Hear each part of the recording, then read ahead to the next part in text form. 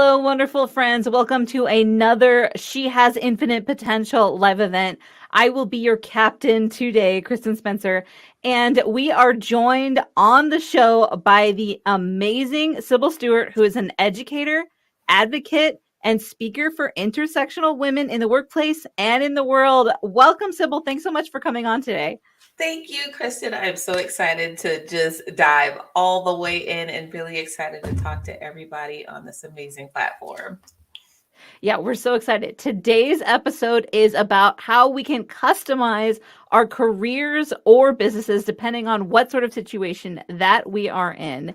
And I thought that we could start with the career talk first. So, let's talk about how we can customize our career. And for those of you who don't know Sybil already, you're about to get to know her and how amazing she is. But actually, both of us come out of situations where we wanted to give so much through our careers and then we ended up burned out and without any money. So I thought we could talk about how both of us made that pivot by changing our career. Why don't you talk a little bit first and then I'll share some of my story if that sounds good.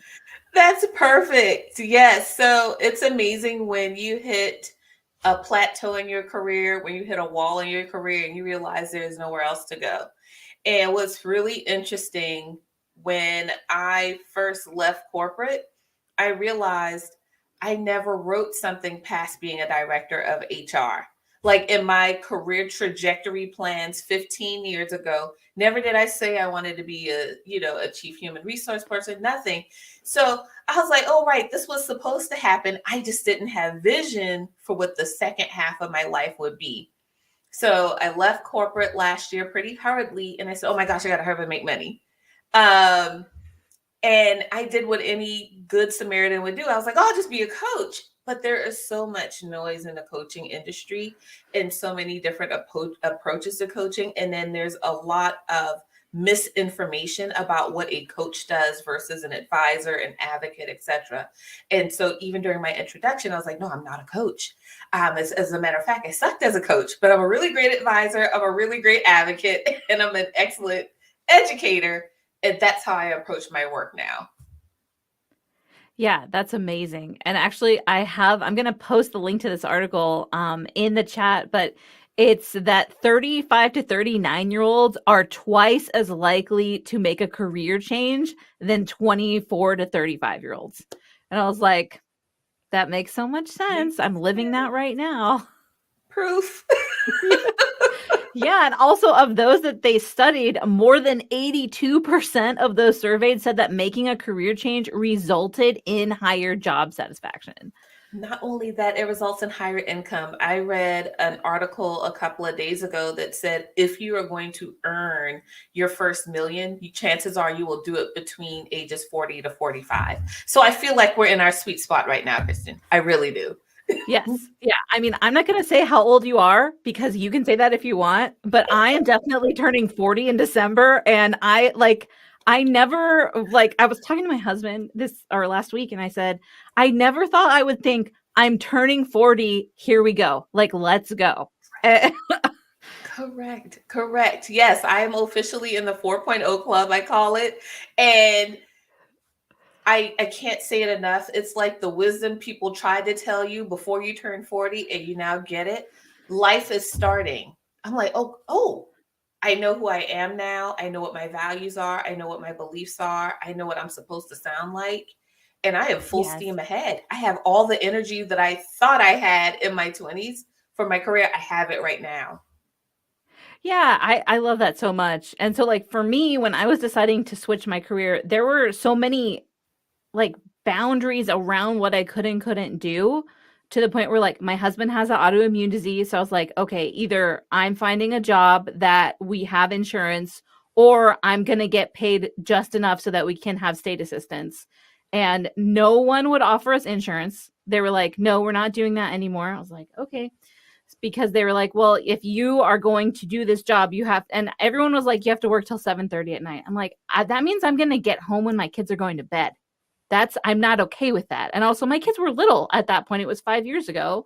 Well, some of my kids were little. I have a 16-year-old now, which is just like, I don't even believe it. But I was trying to pivot out of being a nonprofit worker where Right. I was basically like being in debt, like going into debt to pay bills because my pay was so low. My husband and I both worked for a nonprofit, and that's what happened. And then I was trying to also balance, like, okay, my family has gone through a trauma. I need to be around for my kids. What I didn't know is like my one of my kids also ended up being diagnosed with autism spectrum disorder. That's been a whole nother thing. So it was just trying to figure out how can I use the skills that I have so that I can still be around my family but also make money. Yeah. And I think that is a fair question for all of us to be asking, not just women, but men as well, right? Like my husband does doctor's appointments and stuff when he can, and his job isn't as flexible as mine, but it's one of those things where I think a lot of people are asking, how can I customize my career so that I can still live my life instead of sacrificing my life for my career? What are Yeah. your thoughts? I think so much of my platform is that, like, one of my taglines is you don't have to lose your life trying to build a legacy. And I think we just have it wrong. And I will go ahead and say, like, corporate America nearly killed me. And the bigger thing is, it would have been my fault because every day I agreed to show up knowing I was undercompensated, undervalued, not working in my strengths, right? Like every day that I showed up under the guise of the steady paycheck, I kept agreeing to the treatment that I know was not going to help build me up, to help keep me successful, to keep me healthy. And I Yeah. think once we separate from what society pushes is work that 9 to 5, then we figure out how to live in our creative space, and we figure out how to turn our skill set and monetize it. And I think that's what both of us did, is we took our experience and our background and said, okay, what does this look like? And I did this at the end of my career. I didn't even realize I was doing it because people said, oh, apply for a job. And I'm like, I'm done applying for jobs. I did the reverse, which is now what I coach my clients to. I said, write the job description. Don't worry about can you apply for a job. I said, you write Right. your job description of everything you want to do. You pro con list your career aspirations, and then it will help you fine tune your vision for what it is you're applying for. The last two positions that I held, those jobs were not advertised. I wrote the job description and I said, hey, Mr. and Miss Business Owner, here's my skill set. Will you hire me? But Yeah. people don't know to do that because we think we're supposed to click 1,000 times the apply button. Right. And also we're like, okay, if it doesn't exist on this like list, then it can't be real. And one of the things that I do that people are always like, what are you doing now? um, is like I take three different approaches to solve marketing issues and messaging issues. And at first I was like, I don't even know how these three things go together, but I know that I need all three or I'm in big trouble. And recently, like I was having a brainstorming session in my thinking chair the other morning, and the Venn diagram came to me, and I was like, "This is going on my website today." But it finally just had like, I've been working, I've been getting results for clients, but everything clicked into place. And I was like, there's no way this could have happened unless I was willing to be in that in between space for so long. Yes. Can I just pause to say that you have a thinking chair? Oh, And yes. okay. So I don't have a thinking chair, but I have an area in my house.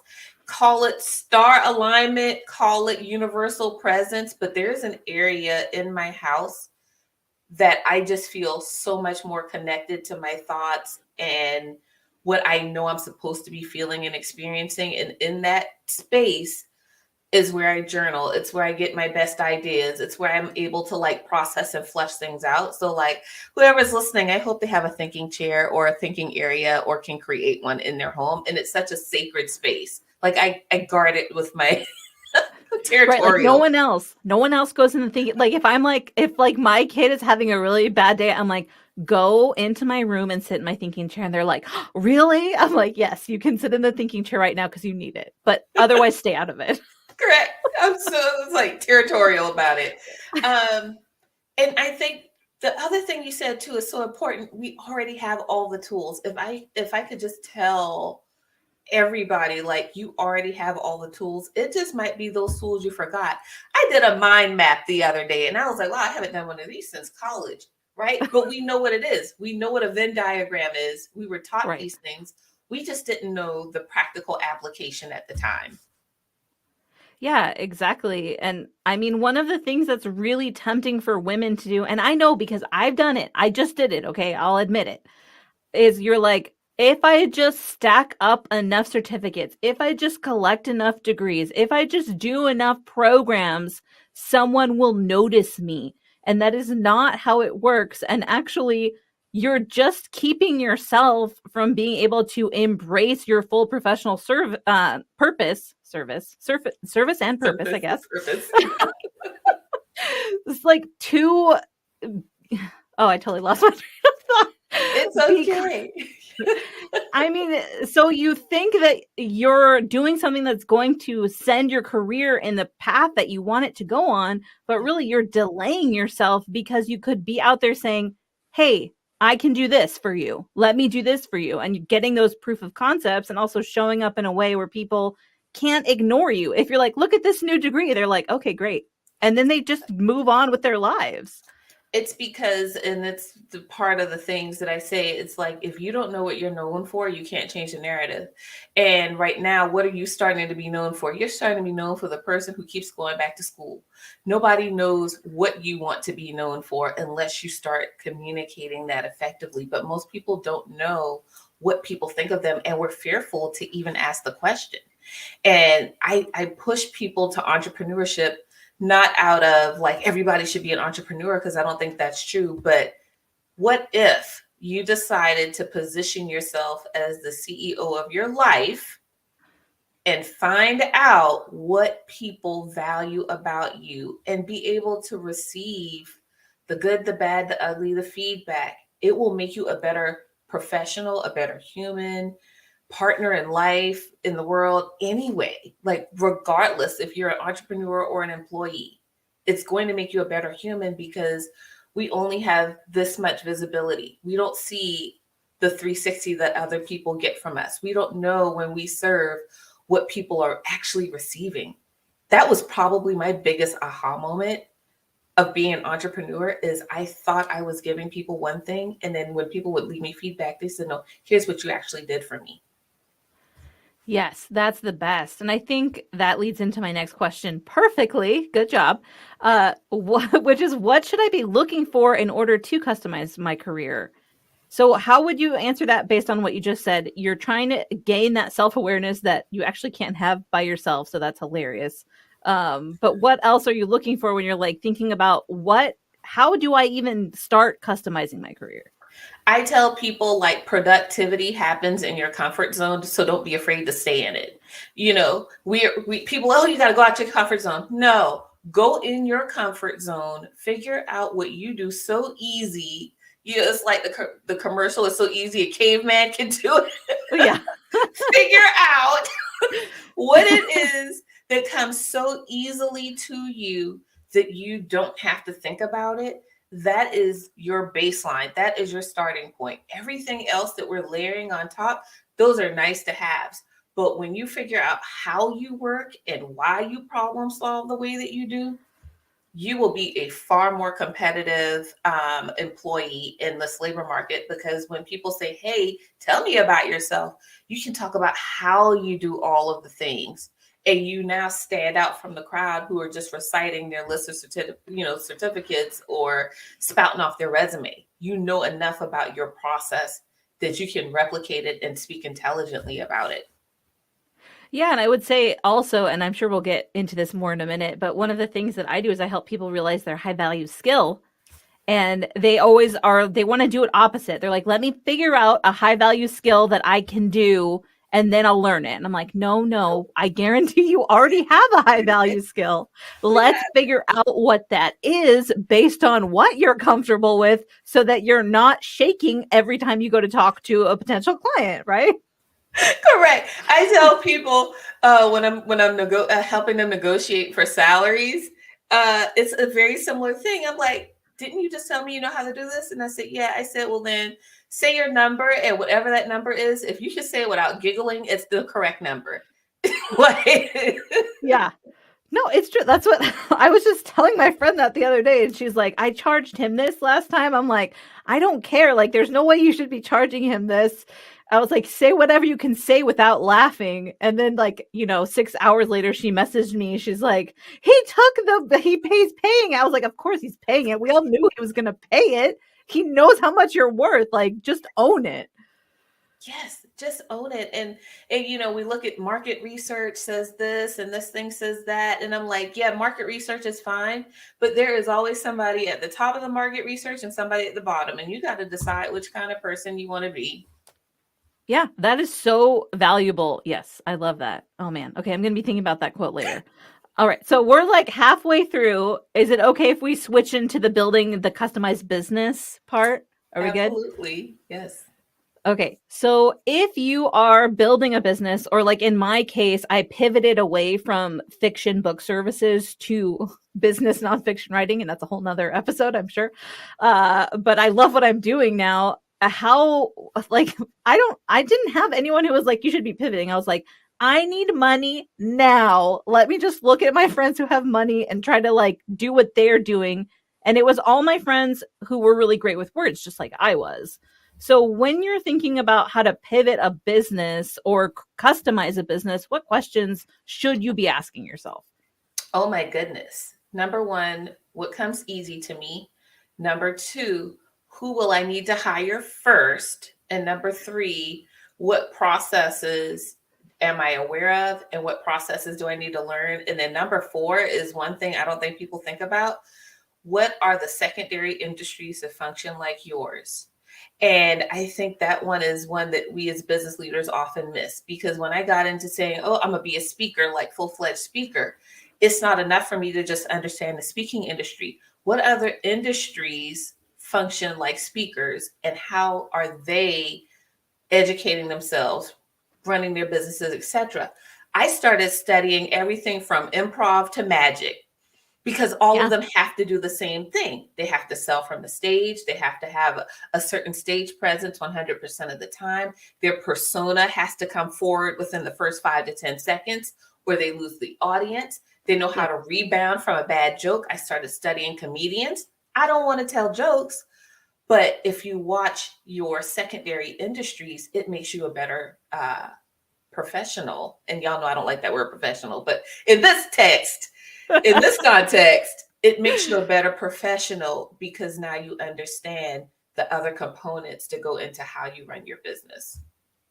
Yeah, I love that. And also one of the things that I always tell people, because I'm a copywriter, right? How like you can like throw a rock and you're going to hit 5 copywriters. So, and they're like, how do you talk to other copywriters? Because I'm always like, well, I know they need help selling their own business because I need help selling mine. But also, I'll be like, hey, I'm a copywriter too, but I also offer these two things that you don't offer. Does that mean we can work together? And they're like, oh, yeah, what? Offer creation? My clients don't have offers when they come to me, and I don't want to learn that. So I'll send them to you first, and then you send them back to me. And I'm like, absolutely, I will do that. No problem. So I think thinking about related, right? I think what you just said there is so key. I don't want to learn that. There are things that I simply refuse to learn at this stage in the game. And I think that's okay, which goes to what am I willing to pay for and who do I need to hire that's already an expert? There's only so much information we are going to ever know. So unless I'm going to go and learn how to be an accountant, a bookkeeper, a lawyer, right? At some point, I have to recognize these are areas of expertise that need to happen in my business. How am I going to compensate these people? What do I need to do until I can hire them, and then go from there? Right, right. And like I would say collaboration is a good place to start. And I'm doing a collaboration right now, which is like filling my whole heart with joy. But don't use collaboration as an excuse not to go make money, Correct. because it feels so safe. You're like, I'm giving them this and they don't have to pay me money, so I don't have to worry whether I'm worthy of that money or not. And they're doing the same thing and we're both being productive. And you're like, okay, but you can't sustain your business that way. No, you cannot. At some point, you're going to, rule number 6, I think we're on, take a sales class, take a sales training course.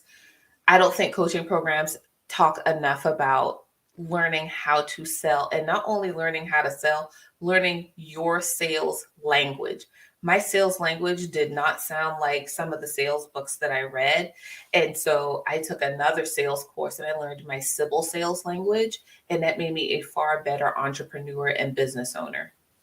Yeah, I totally agree. That's actually what the collaboration I'm doing is I'm working with Nancy Zaire, who's the sales whisperer, and Ooh. she is so great. I just got to give Nancy a shout out, but she helped me understand like this is the kind of person I want to work with based on my favorite clients. Like she was able to break it down, and she's all, and also this is who you are. I was like, wait, what?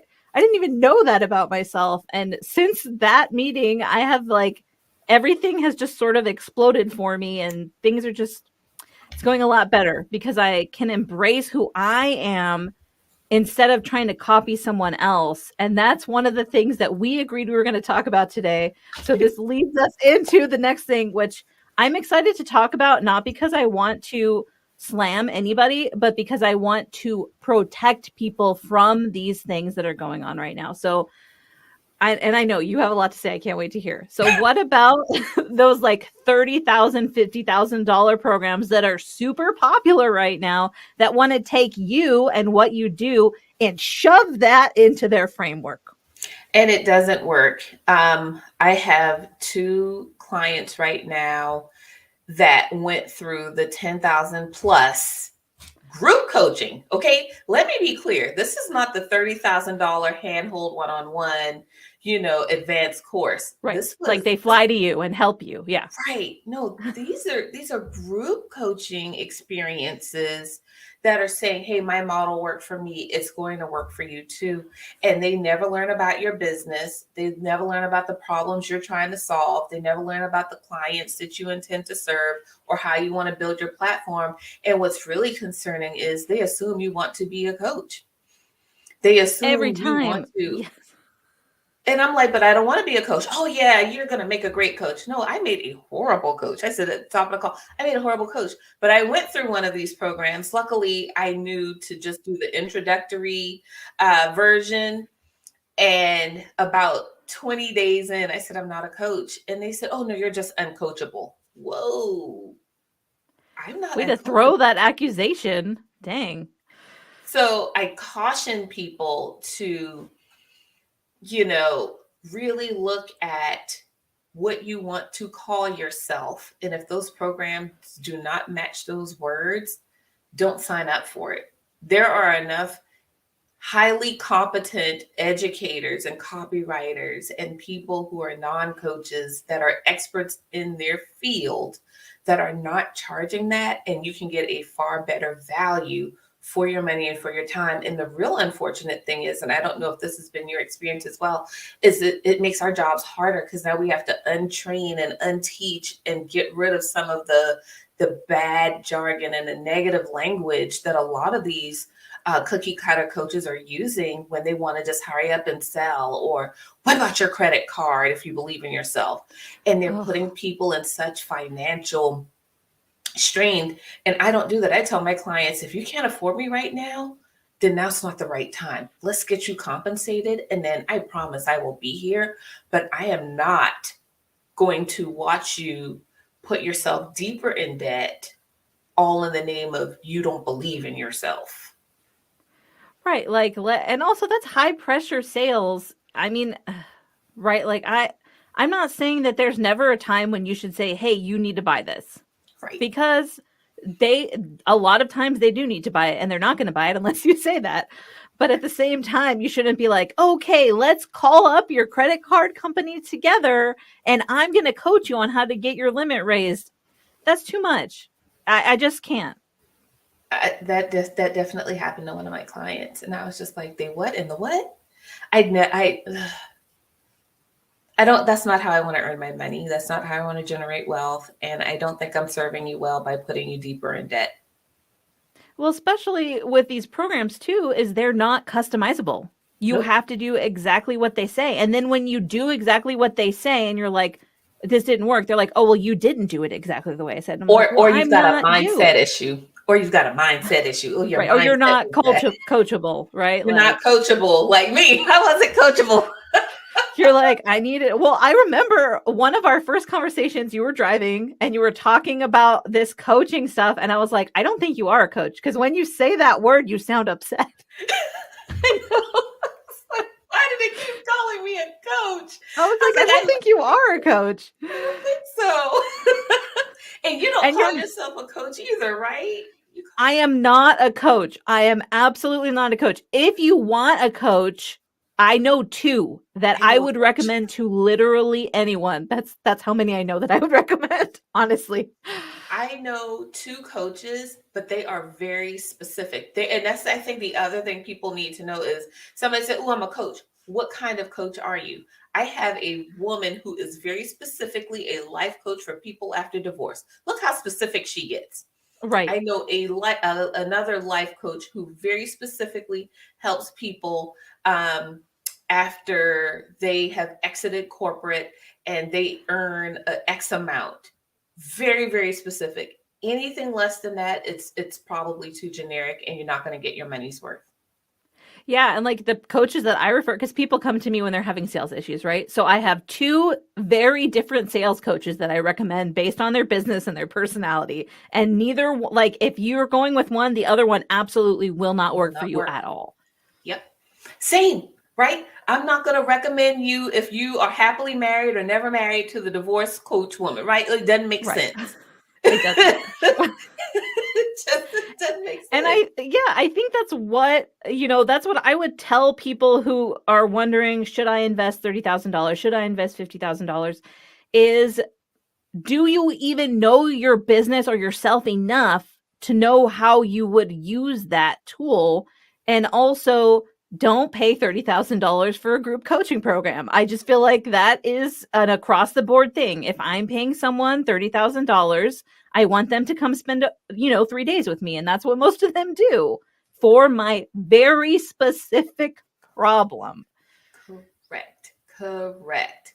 And like I said, it just, at this point, there are so many coaching programs out there that will make you a coach. You get certified. I think even there are some online programs. I don't want to, get in trouble for saying a name, but like you can become a certified coach in 24 hours.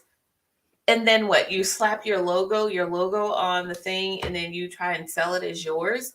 Um, I just see it being the rise and fall of an industry that used to be very coveted and protected, and now it's super saturated for all the wrong reasons. Yeah, I totally agree. And I think, yeah, I was talking with someone else about this, and they're like, people who are jumping from one thing to the next are living at the top of the ignorance curve. I was like, please explain. And he's like, well, they have confidence. Their confidence is the highest when they don't realize what they don't know. And as they keep going, their confidence gets lower and lower and lower. And instead of developing the skills they need to stay in that industry, they hop to the next one where they're at the top of the curve again. And I was like, I could think of 5 people right now that are doing that, literally. And he just laughed. And I was like, okay, so when we're talking about customizing, we're not saying reinvent your business 5 times, right? No, not at all. We are saying, and I think one thing that really got me is people kept saying niche down, niche down, niche down. But how they define niche down was different than how I ended up niching down. Yeah. And it goes back to your personality and your service offerings and what it is you really want to do as your end result. That's how you niche down. It's not because somebody made some boxes overlap and you put the little circle in the middle, which is actually what a coach tried to do to me. And when they got to the middle box, they said, "Is this you?" And I was like, "No." You're like, this is like when they ask you to pick a card and then they're like, is this your card? And you're like, I will mess up a magic trick too. Yes, I will. But right, but that goes back to show that that was the only formula they had. And if you yeah. didn't fit in their little 4-box framework, then oh, you just didn't do the process right, start again. You're not coachable, start again. Well, I didn't belong in your framework. I didn't belong in your boxes. Right. I'm too unique for your boxes, and I'm not sorry about it, actually. I'm a unicorn. Thank you very much. But what I will say though, and it's one thing that I did learn from a coach who told me they were not going to coach me. This is the other thing. Okay, this is one of the referable coaches. If you meet a coach and you do a session, and after the session, they say, I will not coach you because you already have everything you need, that is a referable coach. I refer people to her all the time because she Yeah. could have taken my money. I was excited about partnering with her. And she was like, no, Sybil, we're breaking up. I said, what do you mean? She said, we're done. And I said, Yeah. no, we just got started. We're 2 sessions in. I said, well, we just got started. She said, no, we're done. You don't need anything else from me. That's That's a amazing. mark of a good coach. Yeah, for sure. And I I think if people are like I'm for everyone, to me that's a red flag. Yep. This will No work one for can be for everybody. everyone. Nope. All Nope. right. Well, thank you so much, Sybil. I like to ask this question when I'm captain of the ship. What is one thing that you would tell people who are maybe they're struggling right now and they want to know how can I start? Like, how can I take the babyest baby step to customize my career or my business? Start journaling. If you don't connect to you, nobody else, there's no amount of money you can spend on coaching, advisory support, mentorship, whatever. Start journaling. So much happens up here that we never release. And if you can just figure out how to put it on paper, and I tell people, don't let journaling be the barrier between your now and your next. If you need Mm, to journal and it's audio, do that. If you are a drawer, scribble something on the paper. If you're a musician, let it come out through your art. Like there's so many forms of journaling that will get your essence out. It would bring such clarity even to do that. oh, that's amazing advice. Well, thank you so much for visiting the She Has Infinite Potential live today. For those of you who want to get in touch with Sybil, we will drop her LinkedIn and her website so that you can connect with her because she's amazing and you absolutely should. And I just want to say that all of us at SHIP, we believe in you. We know that you can and will do this. And we are so excited for you to set sail with us again next week. We will see you then and have a ship shape day. Love it. Thank you so much.